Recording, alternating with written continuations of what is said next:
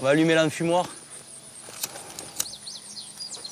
Ce matin dans le Gers, c'est jour de récolte. L'enfumage est indispensable pour qu'il n'y ait pas d'agressivité lorsqu'on travaille. En faisant la fumée, il y a les gardiennes qui rentrent dans la ruche au lieu de surveiller l'entrée de la ruche. Ce nuage va permettre aux apiculteurs de faire diversion, car ils sont sur le point de commettre un larcin. Alors on en est où? Prends là, oui, il y en a. Ah, nous, on fait rien. L'homme, il vole le miel. Je suis un voleur. Hein. D'ailleurs, si elles sont pas très contentes, c'est que je leur vole le miel. Hein. Mais depuis quelques années, les ouvrières sont moins productives. Tu vois, elles avaient bien commencé, puis quand le temps a tourné, là, début juillet, ça s'est arrêté, la millée.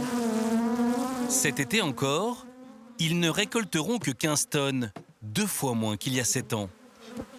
La quantité de miel, elle a été divisée par, je ne vais pas dire de bêtises, mais en 20 ans, depuis que j'ai commencé, on va dire par 4. C'est énorme. Et il est loin d'être le seul dans cette situation.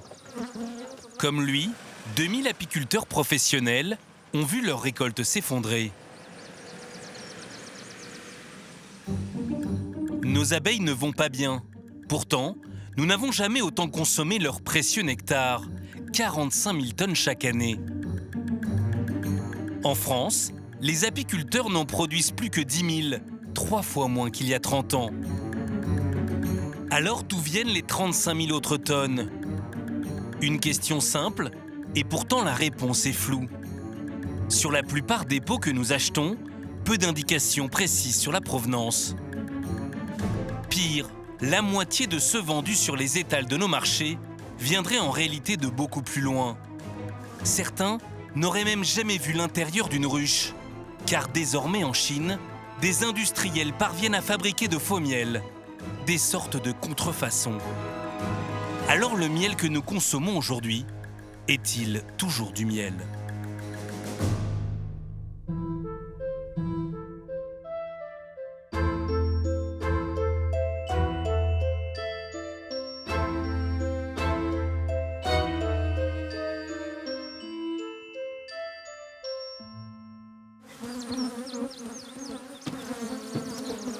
Si cet or jaune et sucré provient des ruches, comment est-il fabriqué ?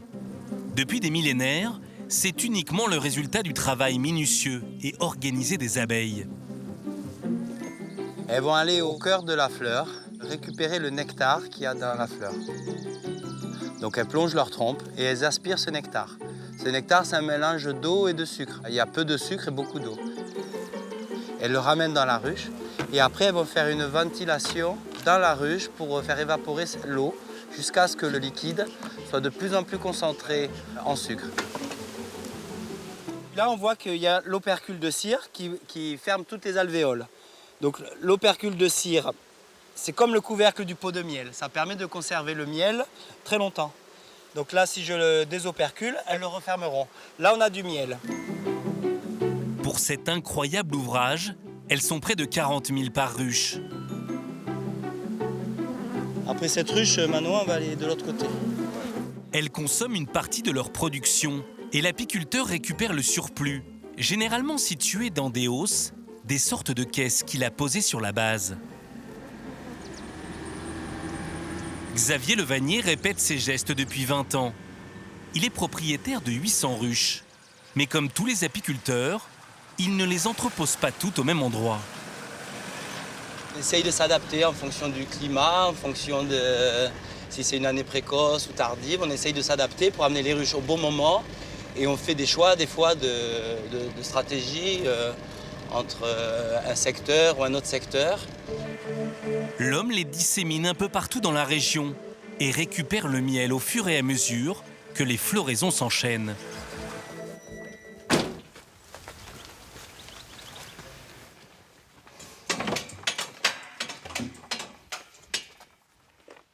Une fois récolté, Xavier Levanier n'a presque plus rien à faire. C'est bon, hein? Le miel, c'est extraordinaire, c'est que c'est un produit qu'on peut manger directement dans la ruche. Dès qu'on le sort le miel de la ruche, il est déjà fait. Nous, on ne fait aucune transformation. C'est un produit tout à fait 100% naturel. Ce sont les abeilles qui font le miel. C'est pas l'apiculteur. L'apiculteur, lui, n'a plus qu'à l'extraire des cadres. Pas tout, mais le miel, il va pas couler tout seul. Un procédé purement mécanique. Ces machines vont retirer l'opercule de cire pour libérer le miel.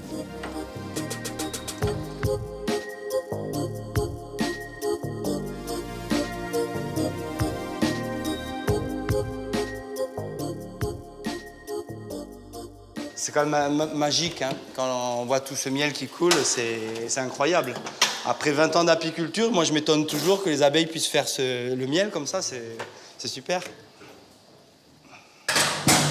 Les cadres sont ensuite passés à la centrifugeuse. Ouais, c'est parti pour un cycle de 7 minutes. Ne reste plus qu'à retirer la cire, les pattes d'abeilles, les insectes et autres impuretés. Cette partie blanche, c'est de la mousse, un peu de miel. C'est tout à fait naturel, c'est pas mauvais, on peut le manger.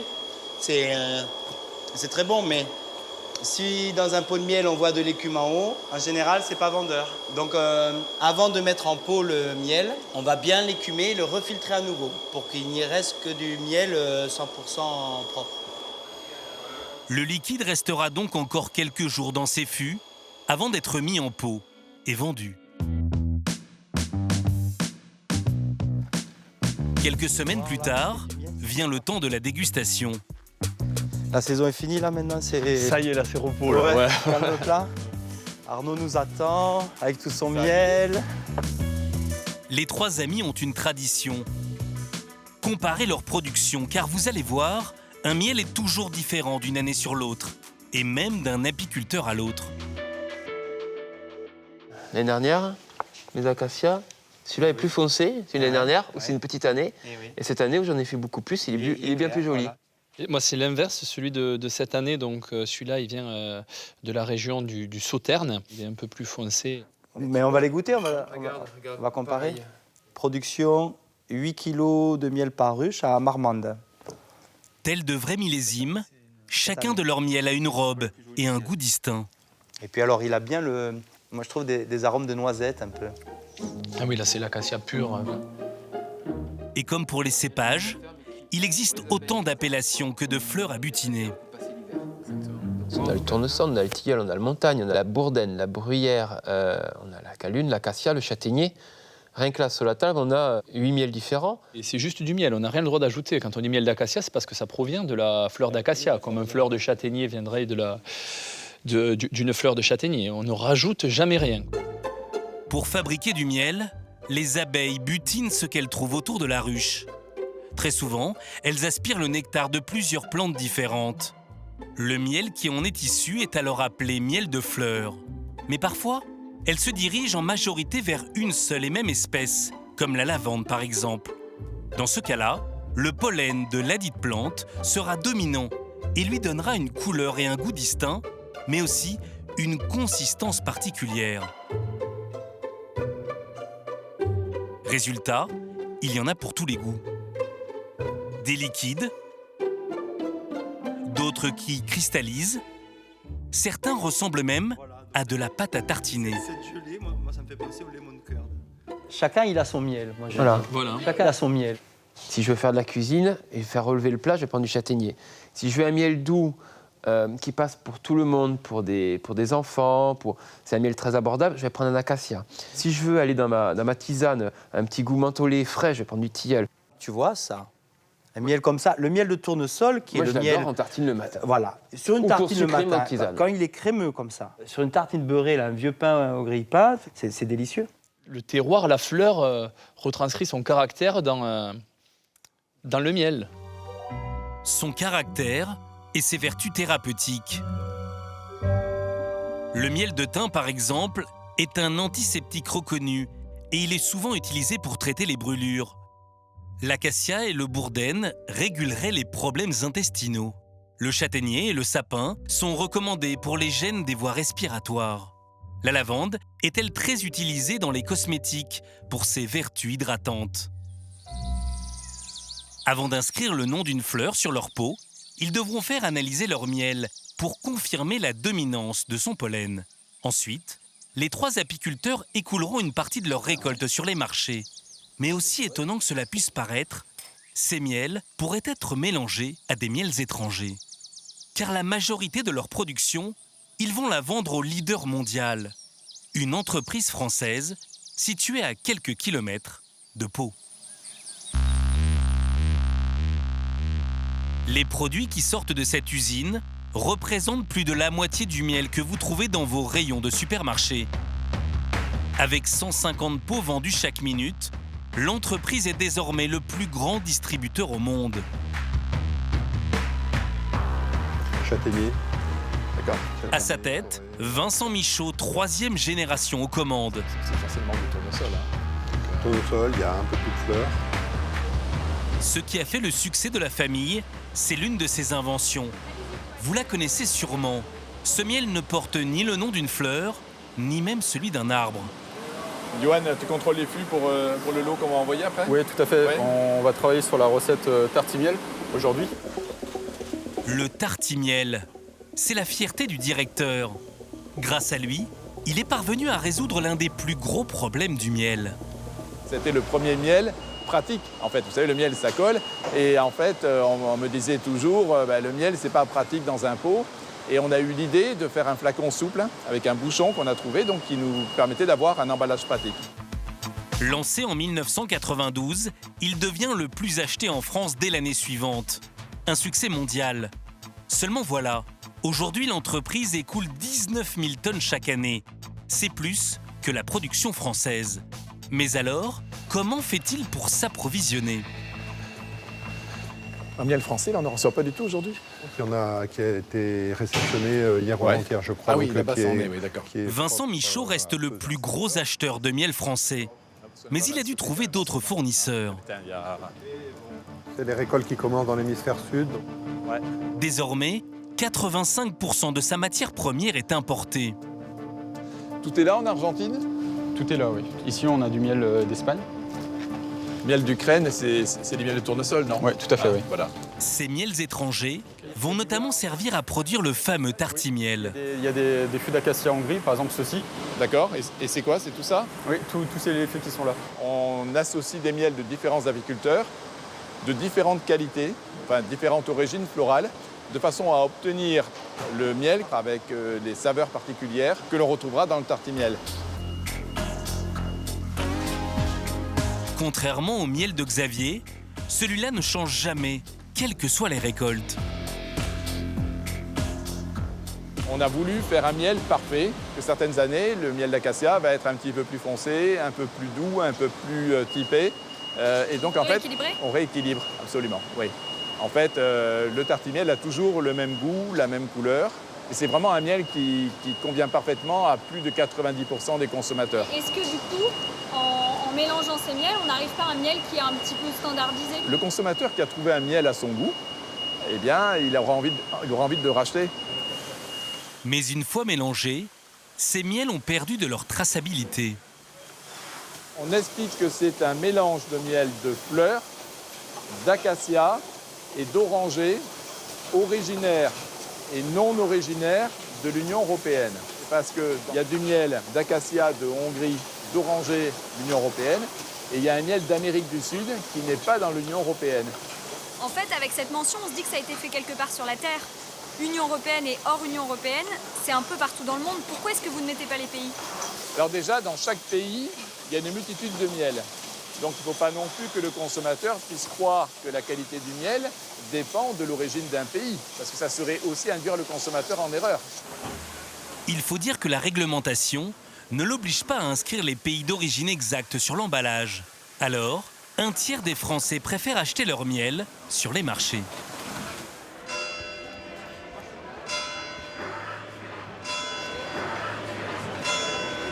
À Nice, Coursoleya. Les beaux légumes de saison côtoient les étals de miel.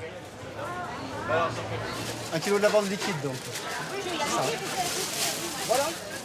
Alors 16 €. Merci. Ici, les pots sont vendus 16 € du kilo. c'est 5 € de plus que le prix moyen en grande surface. Bonne journée. La vente directe ne représente que 30% des volumes commercialisés en France. Mais à écouter les clients, acheter le miel auprès des producteurs, cela vaut vraiment le coup. C'est bien meilleur, on a le plaisir, voilà. On sait qui fait quoi et d'où ça vient, donc c'est parfait, voilà. Dans les grandes surfaces, on ne sait pas ce qu'on a. On ne sait pas si c'est de Chine, même si c'est marqué. Non, j'aime mieux déjà faire profiter, même si on le paye à peine plus cher, de faire profiter aux petits fabricants. On fait confiance. Est-ce réellement une garantie pour le consommateur? Selon une étude, 80% des clients assurent acheter du miel français. Seulement voilà, comme la production s'est effondrée ces dernières années, le miel récolté dans l'Hexagone ne représente que 25% du marché. Les beaux pots de miel tricolore présents sur nos étals ne seraient donc pas tous véritablement bleu, blanc, rouge. Pour le comprendre, nous sommes allés voir Jean-Louis Lothar, fervent défenseur de la filière apicole et membre du syndicat des producteurs de miel de Provence et des Alpes du Sud. On voit bien que là, la plante est vraiment morte, hein, tout simplement sèche jusqu'à la racine. 7 mois sans une goutte de pluie en 2017, donc même s'il a plu cet hiver, c'était trop tard pour beaucoup de plantes. Hein. Avec ses 1000 ruches, il est l'un des plus importants producteurs de la région. Mais cette année encore, la production s'annonce compliquée. Là, on est sur un tout début de mielé. Bon, il n'y a pas grand-chose et je ne sais pas s'il y aura grand-chose d'autre. On voit bien que de toute façon, les cadres sont loin d'être pleins. Si je prends par exemple ce cadre-là, il n'y a rien dedans, il est vide. Il suffit de voir le poids qu'il fait.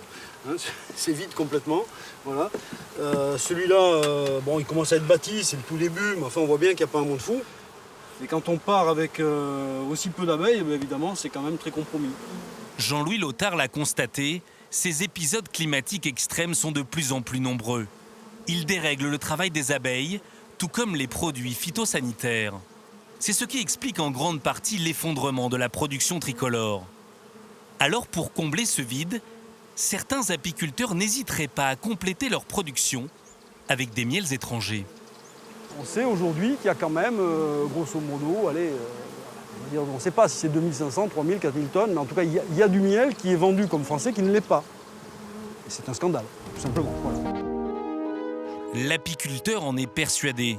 Certaines personnes trichent. Avec le syndicat, il est bien décidé à faire le ménage pour sauver la filière. Cela fait quelques mois qu'il a repéré un vendeur douteux. Ce jour-là, l'opérateur en question participe à un marché dans le sud de la France. Jean-Louis Lothar en profite pour aller jeter un œil. Nous l'accompagnons en caméra discrète. C'est vous l'apiculteur? Vous avez quand même une belle gamme là. Ouais, mais moi je suis producteur avant tout de miel, quoi. Bon, après j'ai un CAP de cuisine, donc après j'aime bien étoffer. Sur son stand, l'homme propose une douzaine de miels différents. Et ce n'est pas tout. Il se targue aussi de fabriquer du pain d'épices, des sucettes, des bougies, du vinaigre ou encore du pollen. Surtout, il affiche fièrement le drapeau bleu-blanc-rouge. Produits de France, ils sont bien français, quoi. Il y a pas de... Le thym, il est fait dans le Haut-Rhin. Ouais, non, mais je veux dire tout de suite. Chaque miel a un numéro d'eau. Et les numéros d'eau correspondent à des analyses. A priori, cela ne fait aucun doute. Les miels qu'il commercialise viennent bien de ses propres ruches dans les Alpes-Maritimes.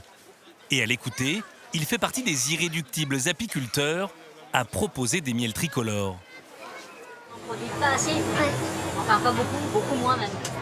Et puis on est tellement envahi par des miels à 2 balles qui viennent d'ailleurs, qui ne sont pas forcément contrôlés non plus.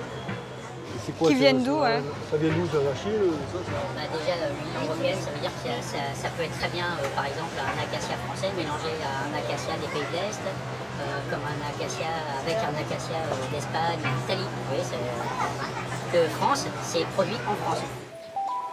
Jean-Louis Lothar est sceptique. L'étal est extrêmement fourni et l'apiculteur assure être seul sur son exploitation. De plus, il met en avant des produits rares comme l'amandier ou le cerisier.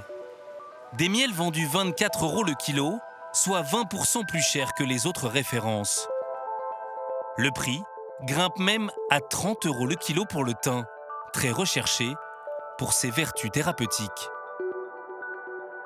Et puis on va en prendre d'autres, parce qu'il n'y aura pas tout. Le lavande et puis le romarin. Combien ça nous fait tout ça? Dans le cadre de la mission de veille et de contrôle du syndicat, Jean-Louis Lothar va faire analyser 6 miels qu'il a achetés à cet opérateur. Il faut que ce qui est à l'intérieur du pot corresponde à l'appellation qui est vendue, avec le discours. Voilà. Donc si c'est bien un miel dont l'appellation florale est exacte, et surtout, si l'origine géographique dont on nous vante à tout prix qu'elle est française, est-elle bien française? Voilà. Voilà, c'est tout, c'est aussi simple que ça. Des miels étrangers, étiquetés français. Ce serait le monde à l'envers, et pourtant. Quelques semaines plus tard, nous retrouvons Jean-Louis Lothar à Aix-en-Provence, dans les locaux du syndicat. Il retrouve Philippe Picard, le responsable qualité, et les nouvelles ne sont pas bonnes. On a fait donc 6 analyses de 6 miels différents. On en a 5 qui sont non conformes, la plupart sur l'appellation florale et tous sur l'origine géographique. Donc tous sur l'origine géographique. Ouais, c'est particulièrement inquiétant, quoi. Là, il y a un miel de cerisier, par exemple, alors une appellation qui est quasi inexistante. Quasi inexistante, même très surprenante, quoi. Donc c'est un miel de fleurs d'Espagne. Donc en fait, on n'est pas sur un cerisier, on est sur un tout de fleurs. C'est ça. Et on n'est pas sur un français. De toute façon, appellation demandeur cerisier français, et on est sur un miel de fleurs Espagne. D'accord. Et là, un miel d'amandier, lui aussi. Pour retrouver l'origine d'un miel, le laboratoire cherche les pollens présents dans sa composition. Il peut déterminer le pays de récolte en fonction de la flore locale. Selon les résultats, le miel de cerisier ainsi que celui d'amandier ne seraient pas français. Il ne contiendrait pas non plus assez de pollen de ces deux arbres pour obtenir une telle appellation. Ce seraient donc des miels de fleurs, des miels qu'ils vendaient 16% moins cher. Pour le thym et le romarin, l'appellation florale est cette fois-ci bonne. Mais là encore, le liquide viendrait de la péninsule ibérique. Enfin, le 5e échantillon est lui bien français, mais l'étiquette ne serait toujours pas exacte. Il vend aussi du miel de lavande. Alors, il n'y a pas de problème, c'est bien un miel de France. Par contre, c'est un miel de fleurs, quoi. C'est pas du lavande. C'est pas du lavande. S'il était étiqueté lavande sur le pot, c'est ça, il était étiqueté lavande. Oui, bien sûr. Oui, voilà. Donc, tu vois, un miel de lavande. Ce n'est pas admissible. On ne peut pas rester les bras ballants. Bon, bien sûr, on ne va jamais arriver à moraliser tout le marché du miel. C'est un marché immense, mondial, très compliqué. Mais il y a un côté très malsain qu'on ne peut pas laisser faire. On est devant un discours, je suis producteur, je suis récoltant, voilà, c'est mon miel. Et en fait, au lieu que ce soit le fruit du travail d'un producteur, d'un véritable apiculteur qui travaille avec ses ruches, qui récolte le miel avec ses mains et qui l'extrait avec ses mains, on est devant un acte de commerce frauduleux. Donc ça nous met en colère. Il faut simplement qu'on se donne les moyens. Alors après, bon, on le fait à notre échelle, hein. On n'est pas non plus doté de moyens énormes. Le syndicat n'a aucun pouvoir de justice. Philippe Picard va simplement transmettre le dossier à la répression des fraudes. Si elles sont avérées, l'homme risque jusqu'à 300 000 € d'amende et 2 ans de prison pour pratique commerciale trompeuse. Nous avons contacté l'apiculteur mis en cause. Il réfute les accusations et explique avoir lui-même fait analyser ses produits. Malgré nos demandes, il ne nous a jamais transmis les rapports du laboratoire. Mais des anomalies ont été révélées chez d'autres apiculteurs. Ces derniers mois, le syndicat a enquêté sur 4 opérateurs. 100% d'entre eux présentent des miels non conformes. Et donc là, ce que tu as, c'est encore autre chose. Donc là, c'est encore autre chose. On a prélevé un miel de romarin qui est affiché comme France, hein, évidemment. Il s'agit en fait d'un miel de fleurs et d'Espagne. Les chiffres qui circulent dans la profession font état de tromperies massives. En fait, on nous communique des chiffres depuis 2014 qui sont extrêmement inquiétants et qui montrent qu'il y aurait près de 50% de miel vendu en vente directe qui serait en fait de l'importation. C'est-à-dire que des apiculteurs qui n'en sont pas vraiment, qui en fait sont des revendeurs, utilisent cette façade d'apiculteurs ou de faux apiculteurs pour faire de la revente de miel d'importation en faisant croire aux consommateurs que c'est leur miel. La fraude, atteindrait donc près de la moitié du miel commercialisé sur les marchés. Un chiffre à peine croyable. Il faut dire que la France fait face à une explosion des miels étrangers. Au cours de ces dernières décennies, le marché s'est mondialisé. L'or jaune est devenu une matière première qui s'échange. En 2017, sur les 45 000 tonnes que nous avons consommées, la France en a produit à peine 10 000. Elle en a donc importé plus de 80%. Les miels viennent principalement d'Allemagne, de Chine, d'Ukraine, mais le plus gros fournisseur de l'Hexagone est également le plus gros producteur de l'Union européenne. À l'ouest de la Méditerranée, l'Espagne. Comment ce pays parvient-il à inonder nos étals de son précieux nectar? Aragon, à 200 km des Pyrénées françaises. La communauté autonome abrite un parc national et pas moins de 4 parcs naturels, un paradis pour les butineuses. Et c'est dans un coin secret du désert de Los Monegros qu'Adolfo Cuartero a installé ses ouvrières. Sur ce terrain, l'apiculteur espagnol en a placé une petite centaine, mais il est l'heureux propriétaire de près de 4000 ruches. Commence par là plutôt. Cela peut paraître beaucoup, mais en Espagne, c'est extrêmement commun. La péninsule ibérique abrite 2,5 millions de ruches, 2 fois plus que la France. Dans les années 90, le pays a lancé un vaste plan d'installation, car il bénéficie de zones presque inhabitées.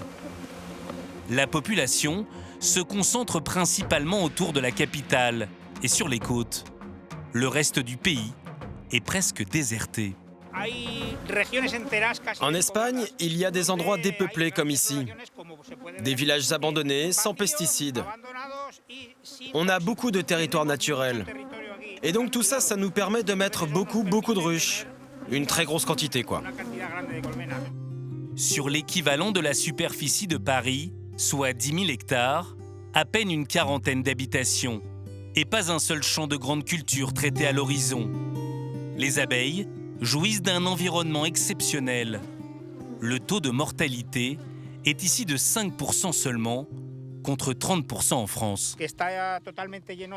Ici, on a un territoire énorme.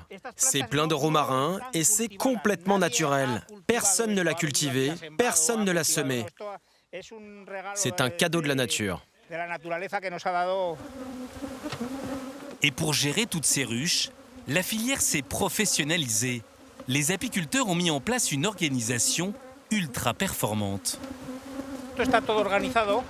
Tout est organisé pour terminer le travail sur 90 ruches en 4 heures seulement. 5 heures maximum. 4 heures pour récolter près de 900 kilos. C'est autant que pour les apiculteurs français. Bon les gars, comment ça se présente ?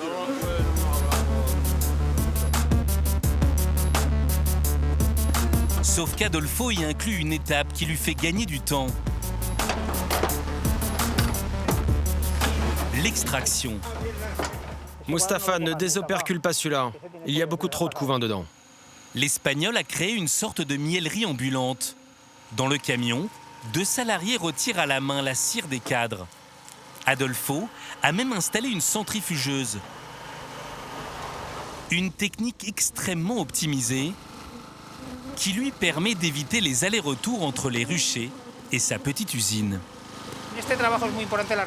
Dans notre métier, la vitesse est primordiale.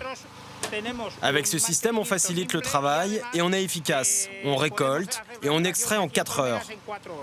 Ça nous fait économiser de l'argent et beaucoup de temps. Grâce à une organisation millimétrée, des abeilles qui se portent bien et un environnement encore sauvage, Adolfo parvient à récolter près de 50 tonnes chaque année, 3 fois plus que Xavier, l'apiculteur français. Résultat, comme la plupart des producteurs espagnols, il est très compétitif. Il est très bon. Il est assez fin. Du vrai romain. Le prix d'achat de ce miel à l'apiculteur atteint habituellement 9 € en France. Lui le proposera 40% moins cher. L'année dernière, nous l'avons vendu presque 6 € du kilo. Mais cette année, je pense qu'on va avoir une très bonne récolte. Donc les prix vont très probablement descendre. En moyenne, les miels espagnols sont jusqu'à 2 fois moins chers que ceux tricolores. Une concurrence féroce. D'autant qu'ils exportent la quasi-totalité de leur récolte dans l'Union européenne. Par rapport à la situation de l'envoi des palettes. En 2017, il a vendu plus de miel dans l'Hexagone que dans son propre pays. Et depuis plusieurs années, il a des clients particuliers. Il y a beaucoup de petits vendeurs qui cherchent à compléter leur offre de miel français de qualité. Beaucoup sont apiculteurs et récoltent leur propre miel. Vous savez que certains apiculteurs achètent des miels étrangers, comme du miel espagnol, par exemple, mais le vendent comme du miel français. Ça, c'est votre problème. Moi, si quelqu'un me demande un produit, je lui vends mon produit. Je ne peux évidemment pas contrôler, je n'ai pas la capacité de contrôler ce que le client fait avec ce produit. Le vrai problème, je pense, mais ça, ce n'est que mon opinion, ce sont les miels, ou soi-disant miels, qui entrent sur le marché de manière assez libre. Car au-delà de la fraude à l'origine qui n'engagerait pas la qualité du miel, il existe une fraude bien plus grave. Certains industriels parviennent aujourd'hui à fabriquer du faux miel. Et en matière de contrefaçon, un pays décrocherait la palme d'or, la Chine. Ces 10 dernières années, elle a su s'imposer comme le plus gros exportateur mondial. Mais les chiffres laissent perplexes les professionnels du secteur. Le nombre de ruches n'a augmenté que de 13%, alors que les exportations, elles, ont explosé. 196% de hausse en 15 ans. Comment est-ce possible ?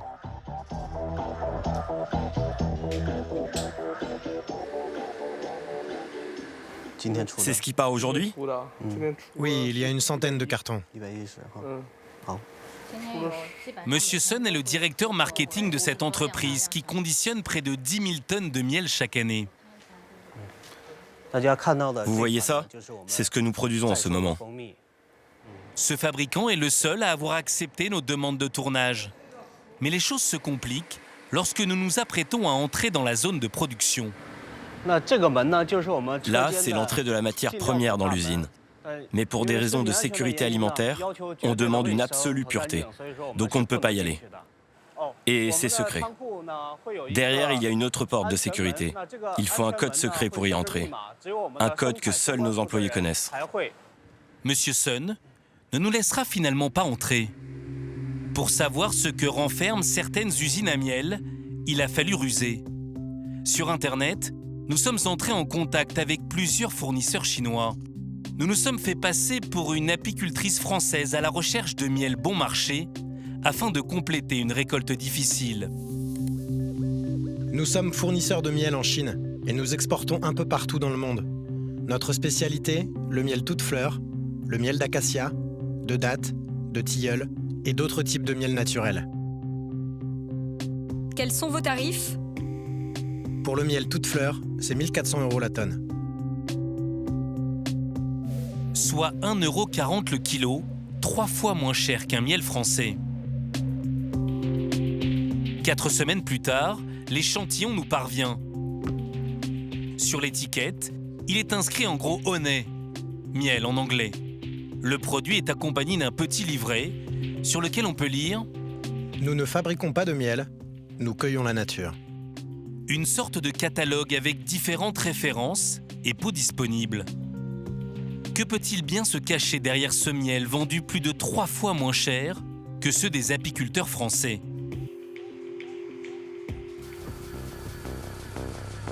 Pour le savoir, direction Guénange, en Moselle. Paul Schweitzer est à la tête du seul laboratoire d'analyse indépendant du miel, le CETAM. Sa mission, vérifier la conformité des pots présentés lors des concours organisés par l'État. nous lui avons apporté l'échantillon chinois. Visuellement, il n'y a pas d'anomalie sur le produit. Alors, par contre, au niveau arôme, ça ne sent pas. La miel est toujours plus, même quand c'est léger, la miel est toujours parfumée. Là, il n'y a rien, c'est neutre, il n'y a rien.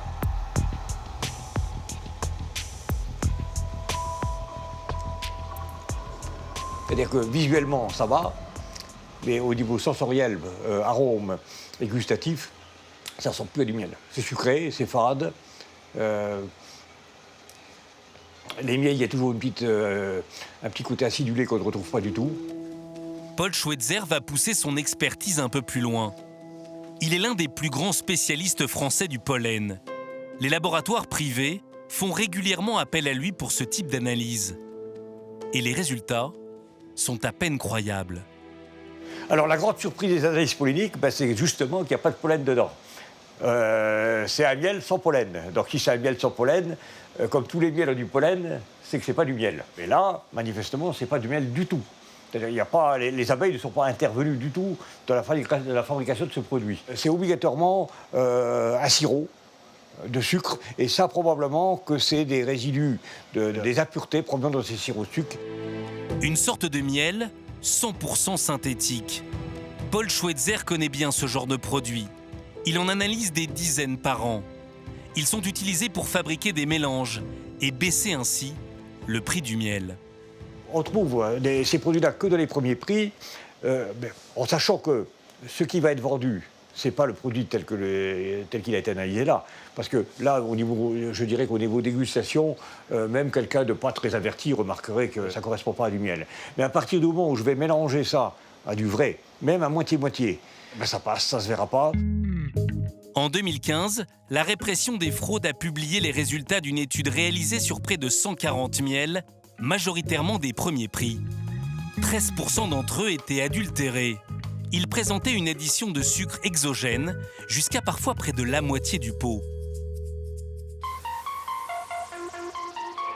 Le plus inquiétant, c'est qu'en analysant ce produit avec les critères établis par l'Union européenne, teneur en eau, sucre, vieillissement, cette contrefaçon se révèle quasi parfaite. Le premier critère légal, c'est le taux d'humidité. Alors il est à 19,6. Le maximum légal, c'est à 20. Les critères légaux sont tous conformes.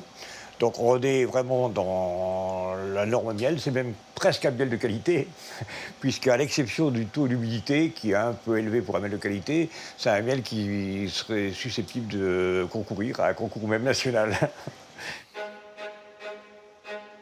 Aujourd'hui, ces faux miels chinois sont si sophistiqués qu'ils sont très difficiles à détecter.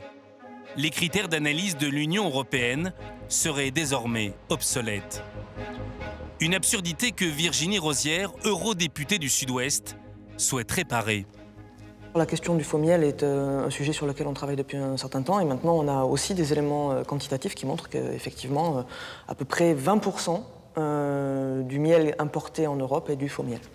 Avec 4 autres eurodéputés français, elle a rédigé une question écrite pour demander à la Commission de faire évoluer les procédures d'analyse et d'améliorer les règles de traçabilité. Alors, on espérait avoir une réponse favorable de la Commission, puisque le problème est identifié. Malheureusement, la réponse que nous avons reçue en fin d'année dernière est assez décevante, puisque la Commission européenne nous indique qu'elle considère que les règles et les protocoles en vigueur aujourd'hui sont suffisants.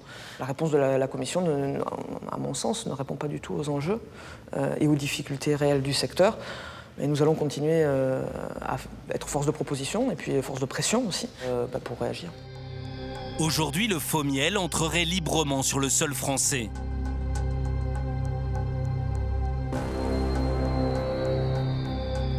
Après plusieurs mois d'enquête, nous avons retrouvé l'entreprise qui nous a envoyé ce produit. L'usine est située à 350 km de Shanghai, à Wuhu.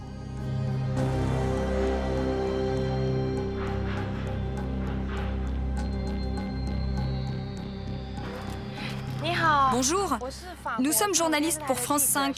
Nous aimerions vous poser des questions. L'homme ne semble pas habilité à nous répondre. Il va appeler son supérieur. On veut vous poser des questions sur la fabrication du miel. On ne fait pas de miel ici. Vous faites quoi? On fabrique du sirop de sucre. Du sirop de sucre? Oui. Venez, venez. Vous pouvez nous poser des questions, mais ne filmez pas. Est-ce que vous pouvez nous faire visiter? Regardez, c'est du sirop de sucre. Dans ce hangar, des centaines de cartons de maltose sont entreposés. Du sucre de Malte fabriqué à base de la céréale. L'entreprise stocke également une centaine de barils contenant du sirop de riz, un autre édulcorant. L'homme semble bel et bien fabriquer du sirop de sucre. Vous savez à quoi sert le sirop une fois vendu ou exporté? C'est un ingrédient alimentaire. Pour la cuisine? Oui, c'est pour les immigrants chinois, pour cuisiner. Vous pensez qu'on vend nos produits aux fabricants de faux miel? On n'a aucun rapport avec les usines comme ça qui font du faux miel, vous savez. Vous êtes trompés. Ici, on fait seulement du sirop. Le miel qui vient du sucre, c'est pas nous. Vous êtes au mauvais endroit. Est-ce que vous pouvez nous montrer vos étiquettes? Dans ce bureau, nous sommes attirés par des dizaines de pots de miel stockés juste derrière l'homme. Et ces explications s'avèrent plutôt surprenantes. C'est quoi derrière vous? C'est rien. Mais je vais vous montrer, ça a l'air de vous intéresser. Ça, c'est du miel que j'ai acheté.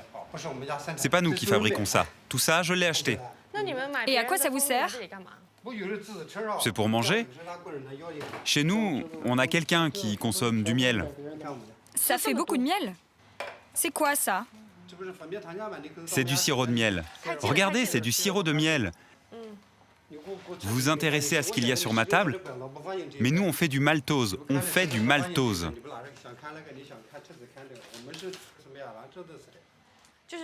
Vous achetez tous ces miels, c'est pour voir comment les autres fabriquent du miel?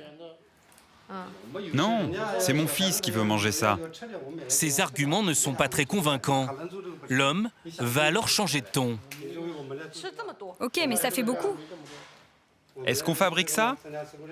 Est-ce qu'on fabrique ça aussi? On mange tout ça. Si vous continuez, je vais porter plainte. Du sirop de sucre pour remplacer le nectar des abeilles.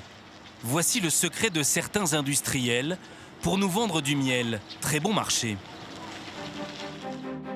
Officiellement, la part des miels chinois dans nos rayons s'élève à 12%.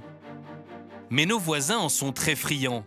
L'Espagne, par exemple, importe massivement de l'Empire du Milieu. Plus de la moitié du miel qui entre dans la péninsule ibérique provient de la Chine. Selon certains professionnels du secteur, il se pourrait que ces pays servent de porte d'entrée au miel asiatique, ce que confirme Adolfo Cuartero, l'apiculteur espagnol. On soupçonne ces pays asiatiques d'utiliser d'autres pays, parfois proches de l'Union européenne, pour exporter leur miel. Ensuite, ils le mélangent avec du miel d'une récolte locale. Et puis, ils le réexportent avec une étiquette de ce pays. Et c'est clair que certains le font en Espagne. Selon le syndicat des producteurs de miel de France, la part du miel chinois pourrait alors grimper jusqu'à 22%. Pour la famille Michaud, le leader mondial, ces faux miels sont un cauchemar. Alors l'entreprise française a décidé de leur déclarer la guerre. Il n'y a aucun kilo de miel qui rentre dans cette entreprise s'il n'a pas été analysé par notre laboratoire. S'il y a le moindre résidu, là Thibault est en train de prélever donc un échantillon de ce miel de Calune qui va partir au laboratoire et ce fût va rester là tant que le laboratoire n'aura pas donné son feu vert. Les lots prélevés sont directement apportés à Patricia Beaune, la responsable. Écoute, on va tout de suite commencer le processus d'enregistrement et d'analyse. Regardez tous les critères qu'il nous faut pour l'appellation florale. Donc on va faire les sucres, l'analyse pollinique, l'analyse sensorielle. Avec une armée de 10 techniciens et ingénieurs, elle analyse chaque année plus de 100 000 échantillons, soit plus de 250 miels par jour. Hors de question de laisser passer le moindre miel adultéré. Pour les aider, la marque a investi près de 2 millions d'euros dans une machine de guerre. C'est la machine qui permet de détecter toutes les fraudes. Le problème, c'est que quand on possède une machine comme ça, on devient le pire ennemi des fraudeurs. Une technologie unique au monde dans le milieu. L'IRMN, c'est l'identification par résonance magnétique nucléaire. Une sorte d'IRM du miel qui permet de dévoiler la composition exacte du produit. Une arme fatale contre les tricheurs. Ah ben voilà, il n'est pas bon. Donc le système me dit qu'il y a une indication d'addition de sirop. On va aller voir directement sur le spectre, le comparer à un spectre de référence pour voir sur quelle zone du spectre il y a quelque chose qui l'a dérangé. Voilà, ici. Ah oui, dis donc. Tu vois, il y a le décalage là. D'accord. Là, donc c'est l'échantillon inconnu. Ça, c'est la référence. Donc on a cette première zone. C'est-à-dire que tout ça, c'est quelque chose qui est anormal, qui ne devrait pas être normalement. C'est quelque chose qui n'est pas attendu dans un miel. Le miel est majoritairement composé d'eau et de sucre simple, surtout du glucose et du fructose, qui confèrent au miel un pouvoir sucrant plus élevé que le sucre. Patricia Beaune chasse toute autre substance. Vous pouvez avoir des résidus de médicaments vétérinaires, ou vous pouvez avoir des pesticides, puisque l'abeille est un insecte libre, et, voilà, elle peut être allée butiner sur des surfaces qui sont contaminées. En fonction des périodes de l'année, nous avons un pourcentage d'échantillons non conformes qui est plus ou moins élevé. En début de récolte, en période printanière, on arrive parfois à dépasser 50%. Bien sûr que c'est énorme, mais c'est pour ça qu'on met autant de moyens pour contrôler le miel. C'est pour ça que je vous disais que le miel est un produit alimentaire à risque. En 2017, 40% des miels se sont révélés non conformes. Et dernièrement, coup de tonnerre dans la profession. Un producteur s'est vu refuser par la famille Michaud plusieurs fûts. Les analyses auraient révélé la présence de glyphosate dans le miel, le principe actif du très décrié Roundup. Le groupe Bayer-Monsanto, qui commercialise le produit, réfute toute accusation. Le parquet de Lyon a ouvert une enquête préliminaire pour administration de substances nuisibles.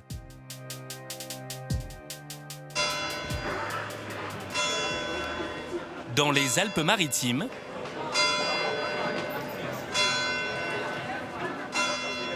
Bienvenue à tous, 10 heures viennent de sonner au clocher de l'église de Montsartou. Nous ouvrons officiellement cette 24e fête du miel, le grand rendez-vous de l'apiculture provençale.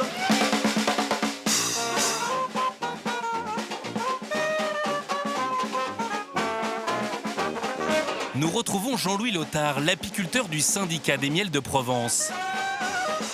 Chaque année, il organise ce grand rassemblement. Une manière de faire découvrir le monde magique des abeilles et des fleurs à travers différents ateliers. Vous essayez, monsieur ?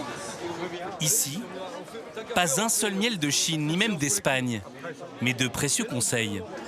C'est ça qui m'intéresse, de savoir si le miel est vraiment pur, naturel. Alors, quand vous prenez un miel comme ça, vous avez ce logo européen, c'est indication géographique protégée. Vous êtes sur une appellation où on met ensemble deux mots, le mot miel, le mot Provence en l'occurrence, ça pourrait être une autre région, mais là c'est miel de Provence. Et pour pouvoir l'appeler de Provence, il faut vraiment qu'il soit dans l'aire de production avec un cahier des charges qui va avec. Vous avez la Nouvelle-Aquitaine qui met en place une indication géographique protégée des Landes de Gascogne. Et vous avez aussi donc, une IGP en Alsace, IGP miel d'Alsace, un label rouge en Alsace aussi.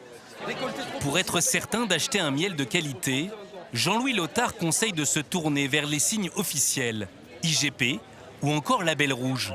Le syndicat des miels de Provence, par exemple, en certifie chaque année près de 700 tonnes. Mais ce n'est pas tout. Certains miels ne peuvent tout simplement pas être produits en France. Petite piqûre de rappel. Il y a des miels dont on entend parler ou dont on voit les appellations et qui en fait n'existent quasiment pas en France. Je prends un exemple très simple, par exemple les miels d'agrumes. Miel de citronnier, d'oranger, etc. Bon. On n'a pas les surfaces suffisantes pour faire du monofloral, citronnier, oranger, même à Menton, même voilà. La seule région française qui peut faire un agrume, c'est la plaine de Bastia, où il y a le clémentinier. Le miel que tout le monde nous demande, c'est le thym. Le thym est une plante qui est très peu mellifère et qui ne produit du miel que dans des conditions très particulières et très peu souvent.